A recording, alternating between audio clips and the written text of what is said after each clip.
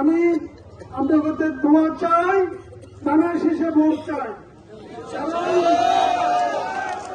আমি অন্য কেউর ব্যাপারে কোনো কথা বলতে রাজি না। আপনারা দেখেছেন এই 18 বছর আপনাদের সাথে থেকে এই সরাসরি শেখ হাসিনার পতনের জন্য আন্দোলন করেছি না? আপনাদের কাছে বিচার দেওয়া চাই।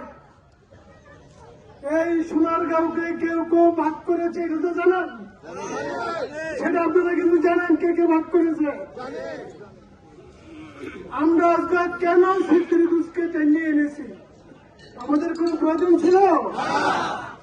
1970 সাল থেকে আজকে পর্যন্ত সোনারগাঁও একক বোঝে একটা আসন ছিল না?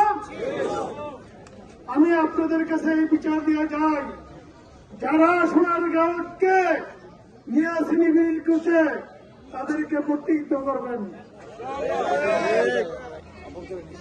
তবে সোনারগাঁও সিদ্দিরগঞ্জ আমরা আপন করে নিয়েছি। সোনারগাঁও সিদ্দিরগঞ্জ আমরা ভাই ভাই সবাইকে আমি আবারও ধানের শীষে ভোট চেয়ে আমি আমার বক্তব্য শেষ করলাম। আমি তো এই 17-18 বছর আপনাদের পাশে ছিলাম নাকি?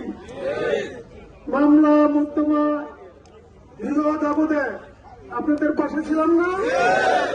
ইনশাল্লাহ আপনাদের উপরে যদি নির্বাচিত হতে পারি আপনাদের পাশে সবসময় পাবেন, সবসময় পাবেন।